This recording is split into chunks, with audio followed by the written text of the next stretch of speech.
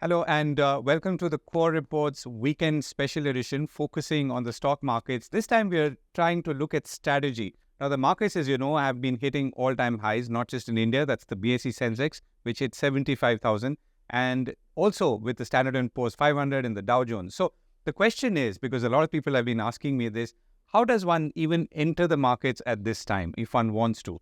And obviously, it's very tempting. So I thought I'll put the question a little differently, or put a set of questions a little differently, which is, one is to understand what really is happening in the market.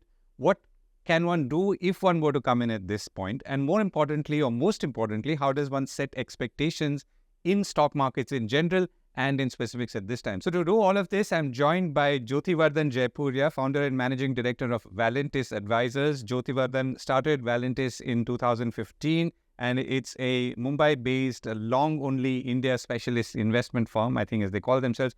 Jyotivardhan has about 36 years or more than that now in the Indian capital markets, including at DSP Merrill Lynch and ICICI. He was head of research and strategist for India at DSP Merrill Lynch before this.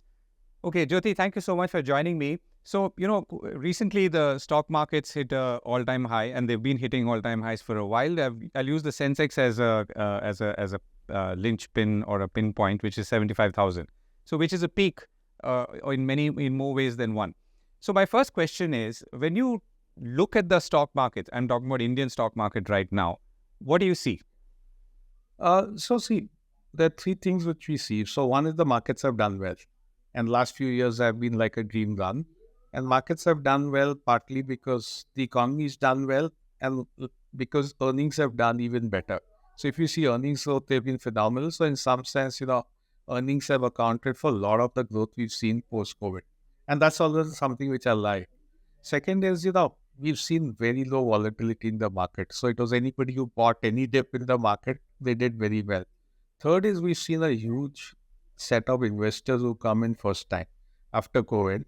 And, they've probably seen like markets go one way, it's done well for them. But they've not really seen a big downturn in the market yet ever. And there's short investing history, I would say. Right. Okay. So that's the, let's say, the lay of the land, so to speak. Now, if you were to go one layer deeper than that, how do things change? I mean, when I say one layer deeper, I mean in terms of types of stocks, the size of stocks, and of course, who's buying and who's holding. Like in these times, what's happened is the small cap have done better than the large cap, and that is a very easy one. And second is we've seen, a lot of stocks. So I would say, markets in general go through cycles, right? So 2000, from 2008 to 2020, it was, I want high quality, high ROE, low debt. I don't mind paying any valuation for it. After 2020, you saw all those stocks start to underperform. You saw, a different level of stocks starting to pick up. So our broad theme was two things, and, a lot of that has played out. One is we said buy local, avoid global. And because our theme was that the Indian economy will do better than the global economy. Second is within local, we said we prefer investment theme to the consumption theme. And again, that's something which has played out very well. Like, a lot of people in consumption, whether it's on the banking space, whether it's, on the infrastructure space or the capital goods space, they've all done very well relative to the consumer stocks. Okay. So in both cases, why did you decide on local as opposed to global? And are there examples of what you may have avoided, rather what you may have picked? And similarly, why did you avoid consumption and focus on investment at the time you did? Yeah. So, for us, it was why local and why not global. It was that, the stress is more in the global economy than in the Indian economy. The Indian economy managed to, get over COVID fairly well. We, did a stimulus to the fiscal deficit. At that time, if we go back into hindsight, a lot of people complain that probably the fiscal stimulus was too less. But in hindsight, we managed to achieve a great thing because we ensured growth without having a big blow up in inflation. Whereas if you see what, a lot of the Western countries ended up doing, let's take US as an example. They had growth at that time when they did the fiscal stimulus, but they had inflation with, by their standards, was very, very high. We had a 18-month or 16-month spell, I think, where Indian inflation was lower than US inflation, which, since our independence has never happened. So that was like we managed to do like something very perfectly related to the world. So for us, it was, we in India, that's where, the greater comfort is on growth and inflation and all the macro parameters. So a couple of things which we avoided in some sense were we avoided all the global commodities. And, that was partly also driven by a view on China, that China is starting to peak off in terms of growth profile. And IT was again something which we were very light on. So, that was what we did. Second is why we took investment and not, consumption. So we have some theme in Valentis, which we call the 3 U's. So we like to buy stuff which is undervalued, underowned, and underperforming. And the whole investment theme was fitting perfectly there because relatively a lot of investment stocks had done nothing from 2008 to 2020. Second is they were very, very cheap. If you just look at where they were positioned in terms of probably normalized earnings, they were very, very cheap. And thirdly, they were totally underdone because everybody's gone into this whole space, which was uh, buying high quality at any price. The trigger for this was that the fiscal stimulus which the government did was they were increasing their capex. So if you think of the government capex as a percentage of GDP is doubled over the last 5 years. And so that was the trigger that government is spending there. These are sectors which will probably benefit from the government stimulus. Nobody owns them. They've done very badly and they're very, very cheap.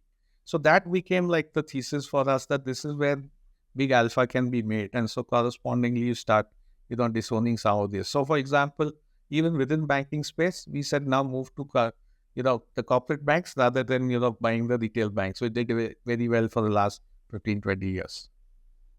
Okay, so if you were to now, keep that aside for a moment, which is the approach, the next question, which is logical, is obviously when do you enter, at what valuation, and so on, which is also a matter of maybe short to medium term as well as long term strategy. Now, I use the example of the pinpoint of 75,000, which I think you two have said publicly in the past, not 75,000, but in general that the markets are a little stretched on valuations. So where do we stand today?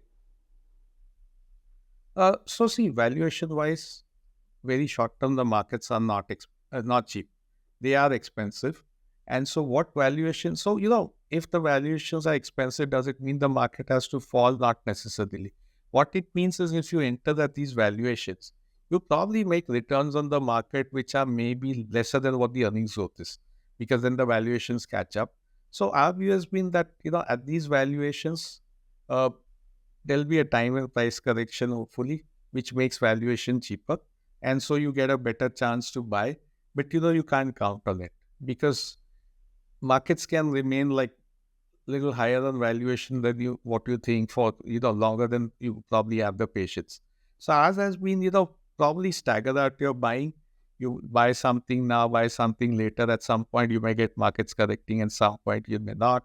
Second is buy when there's like some correction in the market, there's a bit of fear. So I would say in the last couple of days, we've been putting some cash to work in our fund also. And when you say putting cash to work, you mean buying things that you did not buy earlier? So basically, we've been sitting on, normally we don't sit on cash. We basically may have 3, 4, 5% cash. At the beginning of the year, we had close to probably 15% cash.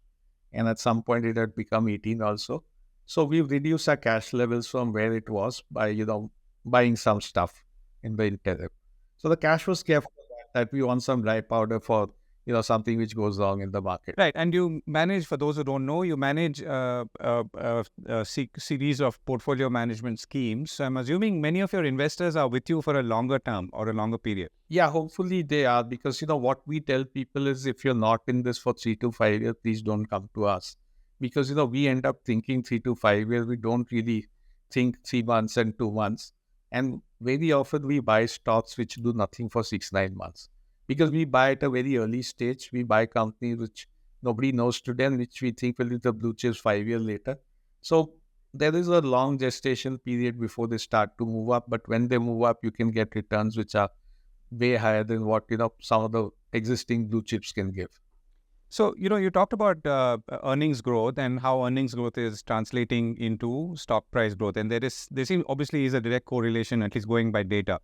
Now, my question is, when you look ahead, how sure can one be about this transmission between earnings growth and, let's say, the share price or the stock price of a company or a set of companies. And what gives you or gives anyone that confidence? There's this saying which is very, very cliche, but it's still, that uh, the stock price is a slave of earnings, right? And so if you look at markets over the last 20 years, let's say you take the Nifty for the last 20 years, it's given you roughly 12% return over the last 20 years, and earnings have grown at more or less a similar pace. So, there have been world wars, there have been Lehman collapses, there have been COVID, but in the end, more or less the market gave you similar return. Going forward, because the starting valuation is not like reasonable, but maybe slightly higher than what you normally are, you'll probably expect that, we will make 90% of the earnings growth, because just so that the valuations can compress over the next 4 5 years. And so, once you get earnings growth coming, you probably will, get returns which are close to the earnings growth, plus minus, whatever the de-rating or the re-rating happens. From where we are today, you probably think it will be a bit of de-rating rather than re-rating.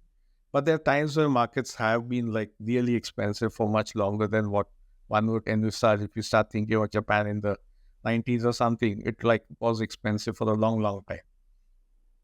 Right. So it's using 75,000 once again. Now, obviously, as you go higher and you go closer to the peak, if there is such a thing as a peak, which of course is moving in this case, how do you know, or I mean, wouldn't the relative level of confidence change? It does, right? So, there's a term which we use in all our presentation and in our whole investment thesis. What is the margin of safety we have? What is the margin for error we have? So, when things are very cheap, you have a lot of margin for error. It's like, when you think back to COVID time, and then after that, you had a lot of margin for error, because it's like, even if things go wrong, we don't lose money, or we make only 10% money, they go right, we make 50% money. Now, when you are today at this stage, the way the valuations are, your margin for errors come down. So you need companies to deliver what we're expecting them to deliver to make your returns. If they don't deliver, then one is, your returns go down, but it also starts leading to a de-rating of the stock. We from our side are saying, okay, so now this is the scenario, what do we do? We're trying to, one is get into companies which have more visibility on earnings growth. Second is we're trying to get into stuff which trades much cheaper than what the market trades. Because the whole idea is, if there's a collapse in the valuation, you don't want to be get hit by that, okay, somebody missed earnings and, he missed earnings by 5% and the valuations came down 15%. So we lost 20% in it. So this is the way we're trying to safeguard our portfolio, really. So, if you look at companies in IT services, and you mentioned already that you've cooled off on them, or let's say consumer product companies, the levers, for example, and then finally some companies in financial services, and you also said that you were on some of them and off some of them. So let's say an HDFC Bank. So now in many of these cases, clearly there is a growth problem. And yet these are very fine companies with very fine managements. So how do you now choose between, let's say, what delivered for you a while ago, and it's the same management or similar management which did a great job and is not perhaps able to do that today? And so there are two sort of linked questions. One is the number of companies which you can sort of in a dependable way invest in, I'm assuming, is reducing. The second is, how do you spot then someone who is the equivalent of an HDFC Bank or levers was, let's say, a decade ago or more? So, in general, and this is like I'm very generalizing it, there are companies where they're in a super growth phase, then they get into a growth phase, and then they start getting into a more mature phase where they still grow. In like if you think of India, India's nominal GDP growth is going to be like 10 or 11%, whatever number you want to pick. So to that extent, most companies, even if they are getting in a bit more mature phase, they'll probably still end up growing at 8-10% earnings or 11% But earnings. that's not So enough for the stock markets, yeah. Yeah. So for us, what we have to think is, okay, so, there's somebody which can go at X. Can we find something else which goes at 2X? And do we have reasonable comfort that what is the downside if these guys, miss earnings, how much are downside? So we try to work in as unemotional a way as possible, that from our point of view, something's done badly, it shows up on our screen, because like I said, in our 3 U's, if something's underperformed, it will always show up on our screen. does it look, valuation look compelling enough? If they look compelling enough, we get very interested. So frankly, like if you think about it, for the last few months, the IT stocks have been showing up on our screens that, okay, it deserves a relook. We basically avoided it for the last, maybe 30 months, but now it deserves a relook just on terms of it's become cheaper than what it used to be. And it's, probably underperformed a lot, and over the ownership has also come down. Uh, we've not really bought it. We keep thinking about it that, okay, is this enough? And probably there are two reasons why we are not buying it. One is still the fear on the US economy. And, the economy may do well because of a few companies, but in general, if the profit margins come under pressure, the earnings slow down over there, then it has a direct correlation on our tech companies here because their order visibility goes down. And so that is the near-term concern. The other probably longer-term concern, and this is something we've grappled with a lot and been speaking to a lot of people, is what does AI do to these companies? Does AI mean that, the number of jobs required just goes down very secularly? And so to that extent, they will struggle for growth because, just the type of work they do, it no longer needs much fewer people to do it than what used to be in the past. And so suddenly you find these companies, shrinking rather than growing. And that's something which we have been grappling with. And to some extent, it's a big risk for these companies. Right. So now this is IT. Now, if I were to ask you on the consumption to investment equation, so a country like India would, let's say, demand that there are consumption stories. I mean, there have to be consumption stories, which is what is keeping this country growing. The fact that we are adding population, there is an aspirational, there is an aspirational set of people in tens, if not hundreds of millions. So, and yet, what you're saying is that what is attractive to a market person today is really the investment side, which is, of course, driven mostly by government and to some extent private sector. So, it seems like a contradiction of sorts. Yes and no. So, Govind, if you think about it, India needs a lot of infrastructure also. So we have a lot of consumption demand, lots of reason to believe. Same time, we have a lot of investment demand because we can build more roads than we can imagine in the next 5 years, or no more power plants or more metros. So that way, there's a lot of consumption demand. From our point of view, it's all linked to what is growing, what is the growth prospect, and what are the valuations we are paying for it.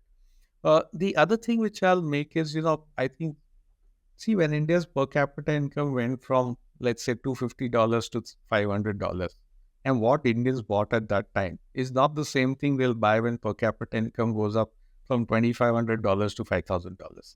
So, we have this whole thing that, okay, whenever we think of consumption, we keep thinking of the consumer staples. But my view, that is a market which had low penetration at some point. It is now fully penetrated. So what Indians buy now is going to be totally different. What you're probably going to buy, you'll holiday more, you'll travel more, you'll probably, do up your houses better. So if you see, consumption in that broader light, there are lots of parts of consumption which are doing well. If you just think, the last 3 years, the way market has rewarded, hotels have done very well. You think of, wires, cables, tile companies, tile company did well, then wire and cable companies did well. So all this will link to part of the broader consumption. That more and more percentage of my basket is not necessarily going to buy more soaps and shampoos and toothpaste. It's going to buy some other stuff. And that is the stuff which, as Indians get richer, they'll keep buying more of that and less of soaps and shampoos, at least as a percentage of your income. So, that's what we have to think in that overall consumption and we talk about.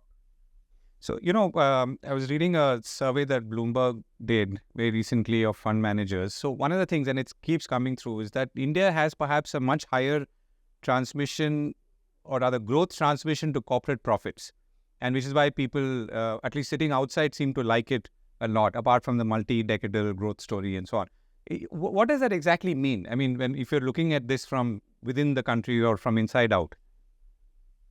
So, I think that two things. One is, we always used to hear this 15 years ago.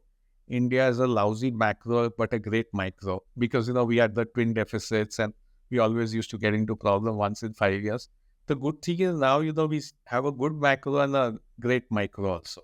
Because one is, the companies are relatively well run. And all of them think of ROE, ROCs, which, maybe in some other parts of the world, they don't think of as much. Second is, a lot of this is owned by the private sector. So you see that translating into, okay, I got the sales, I got the profit, I want, ROGs and ROCs to go up even more. The third thing is, we have like a variety of sectors here. And our variety of sectors is much probably higher than most other emerging markets, which you'll see across the world. So to that extent, people can buy like, there are lots of people which are financials and real estate or, metals and all. And in India, you get everything. You'll get software to pharma to, financials to consumer to, investment themes, everything. So that is the other thing which really helps India stand out. Right. And within, let's say, consumption of financial services, you're saying that in consumption, you're looking at whatever, as everyone says now, the premiumized end of it or the premiumizing end of it. And in financial services, instead of retail, you're saying you're now looking more at the corporate side of it, which is also a story about 20 years ago. Yeah, so see, it was a very simple thesis 2, 3 years ago. And to some extent, it's got played out now. It's not like as simple as it was 2 years ago. But, all the corporate banks took a big hit on the NPLs because of that whole cleanup exercise which happened. So for the few years, their earnings kept getting depressed because of that hit. But once that hit got over and the books were clean, then suddenly your earnings shot up through the roof because they had done very well. At the same time, they were all trading at very low price to book relative to any other retail bank. Like the difference was people were trading at 1.5 times and the other side was trading at 3.5 times. So it was a very easy story at that time that okay, this valuation gap will get bridged. The earnings for the corporate banks will probably grow faster than the earnings for the retail part of the bank, and which really has played out to some extent. It's now no longer that easy a call that, okay, this is the way we have to play. And, now what we are thinking of most in the banking space is the ability to garner deposits. Because I think the next down the problem is going to be, can you get deposits? Because everybody will have some name pressure. There's a demand for credit, so that will continue to play out. But the people who have a better deposit franchise will start to do well. And we always weigh valuations very closely. So for us, we tend to buy banks which are lower price to book at a certain ROE level than price to banks which are higher price to book. But and can you, I mean, of course, the banks are setting up more branches and getting more deposits. But can you, in a very larger sense, keep getting more deposits at a time when everything else, including the markets, looks more attractive? Yeah, so see, one is overall, like if you think of India and Indian saving, I think we are over-invested in fixed deposits and under-invested in equity. So on a very secular basis, we probably will see deposits as a percentage of household saving go down and equity as a percentage of household saving go up. At the same time, just remember that the savings are going up. So in just absolute terms, the saving will keep going up. So to that extent, there are deposits which one can take. And, our thing as a just when we look at our investment framework, we have to think within that pool of deposit, whatever is the money, and that may be growing slowly, which is a bank which can garner the bigger share out of it. And each bank will follow a different philosophy. Some will have more branches, some will say, I'll give a high interest rate, some will say I'll give you, better service levels. So very often what happens is some of the legacy banks tend to, weaken on the service levels. Service levels start to go down. And that is where you start seeing with that old franchise also, you start seeing a shift because there's some more bank more aggressive, more hungry, and they start giving you much better service. So now, before I come to the last one or two questions on strategy looking ahead, where do you feel you've gone wrong in the last, particularly I'm talking about the post-COVID phenomenon, or rather the post-COVID period? Yeah, so see, where we went wrong is probably some of these themes we didn't buy as much as we should. So, one simple was the defense theme, which we didn't participate in as much as we should have probably. Because for me, it was, there's a single bias and we always get worried about concentration risk. And second is there were a lot of orders which were flowing through, but the implementation would take a long time. So we probably underestimated how much the market would be willing to pay upfront for, that order book and the visible earnings stream being only coming 3 years later. So probably, we didn't do enough on defense. I'm just looking back at sectors which did very well and where we didn't participate in a big way. So defense is one of the standouts for me that we could have probably done more in defense than we did in the portfolio. Okay. And something where you invested, but you felt you went wrong? So, that was actually much lesser, and probably, just because the market did so well that, we didn't have too much of these mishaps where we think we didn't do enough. So, for me, the mistake was not so much buying something we did badly, but not buying enough of some things we did so well. So, defense is one clear theme where we probably should have had a higher weight than what we had. We had like a very marginal weight. We could have had a much higher weight and done well there. But and did you look at PSU as a single basket, or I thought I've heard you say that it's not one basket. You need to really separate it. Yes, see, what happens for us is, we think of PSUs within each sector rather than just think of PSUs across the board. So, in a lot of sectors, when we did it, we said, okay, these things do look cheap because they're cheap relative to what all the other players are doing. But we didn't think of it as, as one basket that we buy everything across PSUs. Because for us, most of the time we want earnings growth. We don't want to bet on market re-rating something to drive bulk of our return. So for us, it's always like earnings growth gives us our returns. After that, we get a re-rating is great because that, adds up to our return. But really the base returns we want from earnings growth. So within each segment, we looked at PSUs and we bought PSUs, but it was more because, okay, this bank looks very cheap relative to a lot of the other banks which are trading. And here the margin for safety is huge, so I will buy it. Right. So I started by asking you that, what do you see when you look at the markets today? So let me supplement that a little bit. What do you see when you look at the markets today, which are priced at their peaks at this point?